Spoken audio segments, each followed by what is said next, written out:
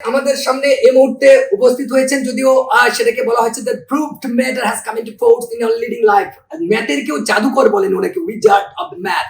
আমাদের সাথে দেখতেই পাচ্ছেন একটা কি বলবো যে খায়রুল স্যারকে আপনারা সবাই চেনেন, বাংলাদেশে অবশ্য সবাই চেনে। শিক্ষা জগতে ব্যাপক একটা যে reflection, that the revelation will be played by him, that is totally known to you.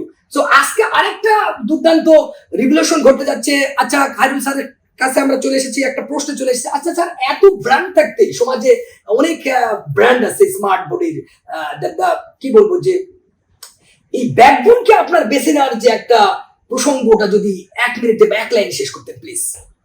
আসলে আমি ফেসবুকে আমার গ্রুপে পোস্ট দিছিলাম স্মার্ট বোর্ড নেওয়ার জন্য, যেহেতু আমি ম্যাথের ক্লাস নেই, অনেক লম্বা সময় ধরে ক্লাস নিচ্ছি, তবে স্মার্ট বোর্ডের বেশ কিছু ফ্যাসিলিটি দেখার কারণে আমি একটু আগ্রহ হলাম যে স্মার্ট বোর্ড নিতে হবে, যেহেতু জ্যামিতি এবং ত্রিকোণমিতি সব বিভিন্ন টপিকের ক্লাসগুলো খুব সুন্দরভাবে এখানে রিপ্রেজেন্ট করা যাবে। তো এটা গ্রুপে পোস্ট দেওয়ার পরে আমার বিভিন্ন স্টুডেন্ট বিভিন্ন ব্র্যান্ডের জন্য রেফারেন্স দিয়েছিল, আমার সঙ্গে অনেকেই যোগাযোগ করছে।